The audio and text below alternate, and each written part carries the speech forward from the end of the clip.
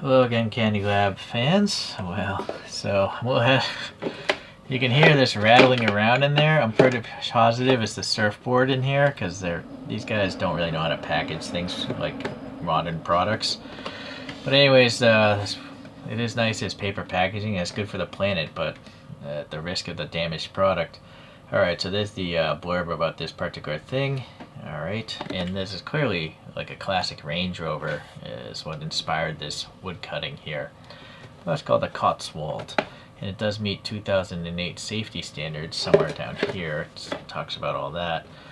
And then this thing came out in 2021 originally, but you can still buy it on their website right now.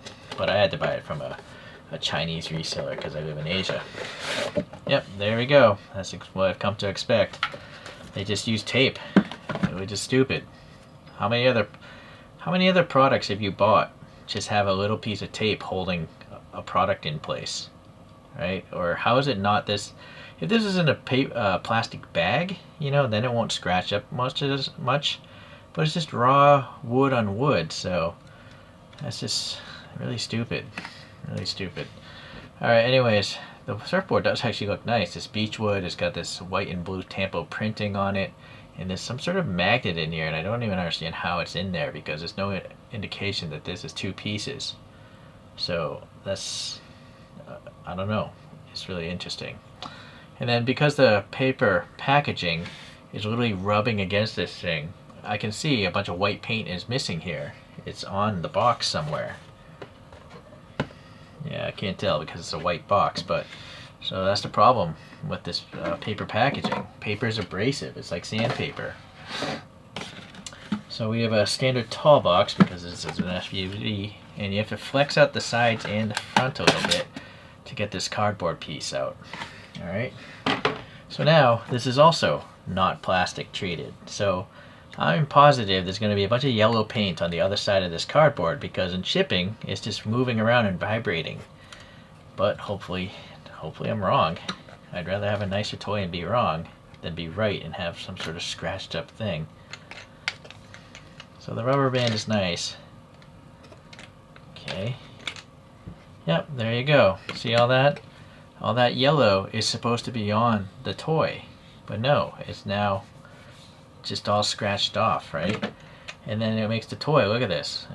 It's all scratched. Right? It's not pretty. The definition of packaging is to protect a product, to get it to your customer safely. But this is doing the opposite. It's damaging the product. So it's really strange.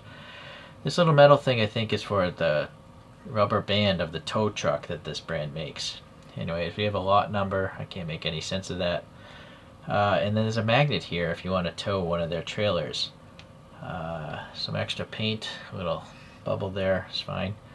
And then you have this play in the axles, and that's by choice. It's intentional. I suppose that must make it roll around things a little bit easier. If some sort of imperfection is in its way, I'll just move the tire sideways around it. It's very heavy because it's solid wood, and it rolls nicely because of it. But see, also, another reason why stickers aren't good, there's sticker residue, or some sort of brown residue on this thing. So another issue is you cannot tell if you're buying a new product or not. I think this is used, or there's a sticker residue. Luckily, it came off. But what is this? There's a big brown splotch. Oh, luckily that came off. So that's good. But why would it be there? That I can understand. It's just a little paint contaminant. Alright, going here. Oh, this is printed nicely though. The back end, the lights and all that stuff. This Cotswold is very nicely printed. You can see the wood grain. I can see the wood grain, maybe you can't. But I can see the end of the wood grain. It's sort of black for that vent on a Range Rover. You can see there's literally two pieces here. I kind of feel it'd be smarter if they just had it in one piece. I'm not sure why I need to see. Maybe that's supposed to represent this is a two-door and that's the door brake. But it's just leading to more chances of defects, I think, because this is cut wood, and the saw blade takes chips out of the wood. Let's see if we can find any. Hopefully not. Yeah, a little chip of wood missing there. That's just the way saws cut through wood. So, yeah, luckily this one actually isn't so messed up. Well, there's a chip missing from that corner. I think if it was just one piece of wood, though, you wouldn't introduce all these potential problems. And also, they're not, I don't even think, the same size, or they're shifted wrong. Yeah, this side is sticking out. This top piece is coming this way too much because it's sticking out here, but it's inset here. So if it was one piece of wood, it would have been better. All right, so a little black up here. I don't know, some sort of staining. Alright, well, I'm actually surprised. This could have been a total disaster, just having a wooden thing dangling around, scratching all over the place. Oh, well, there it is. Hold on. Yeah. Oh, I'm so lucky. I thought that was a chip of paint gone. Alright, well, I really lucked out. This is actually it's in good condition. But if they just put the surfboard in a plastic bag, or better yet, a foam bag, you wouldn't run these problems of having all these defects just from shipping things. Alright. Yeah, there's a chip of wood missing. Again, right there. Chip of paint missing. And that's the status quo from this brand. Oh boy, what is this now? Look at this. Thankfully, again, I think it's just grime from that sticker. Yeah, alright. So that's good. So these tires say 22-12. I've never seen these tires before, but I have a suspicion it's a 22 millimeter wheel and a 12 millimeter tire. Yeah, that's supposed to be around 22, and then this is probably supposed to be around 12, which it is. It's like half a millimeter off. So it's logical the way they have some sort of logic to the tire size. What I'm also not a fan of, though, is how this groove is not in the middle, so you can't flip it around, because this side here literally has embossed letters, Moto and CandyLab, and so if it was stuck in the middle, this groove, you could flip it around and have black walls, or flip, leave it the way it is like this, but they remove that option, so it's unfortunate. Okay, well anyways, yeah, the wheels are plastic, and yeah, just raw plastic. You got this highly chromed, it's like a nail or something. That is the axle.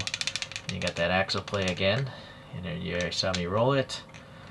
There's a little black tampo printed stripe going down the side. Uh-oh, what's going on over here? Okay, my luck ran out finally. So the yellow paint did chip off there. Was that caused by the surfboard? Or is that just... I don't know, but it's unfortunate that you're paying full price for what you think is going to be new, and maybe it is, but it has a paint defect. Alright. This is a pretty expensive toy, I think. Maybe $50, $60.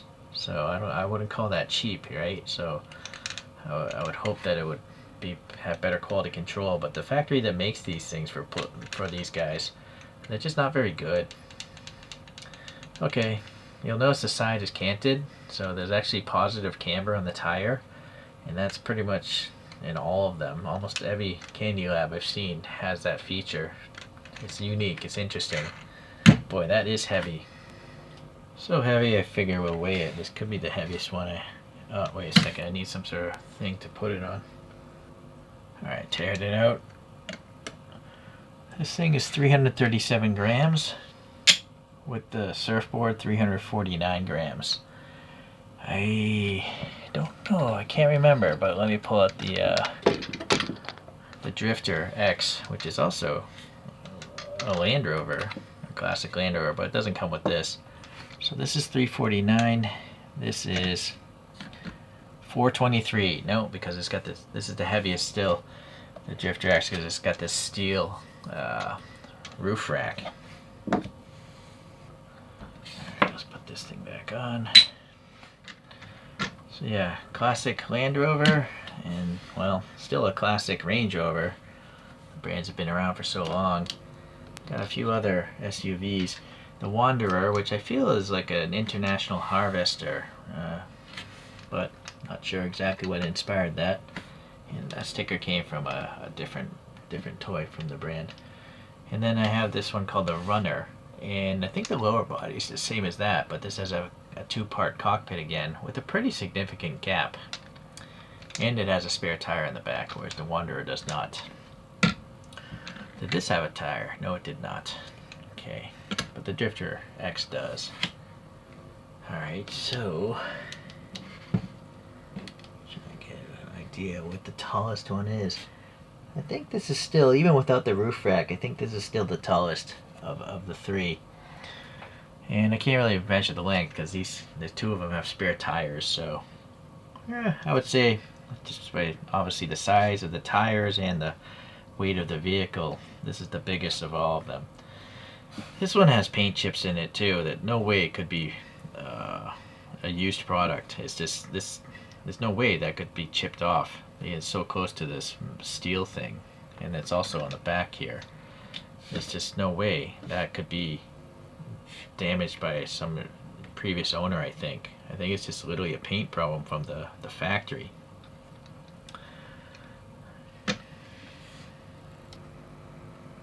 Alright, well, so I have one paint chip. I've seen a lot worse from this brand, so I guess I'm in general still pretty lucky this turned out as good as it did. You just gotta remember it is a handmade product, so it's pretty hard to make things by hand perfectly, and apparently even harder to do when you're mass producing them. So I'm pretty happy with this one, and we'll see you the next time again on the CandyLab. Alright, bye.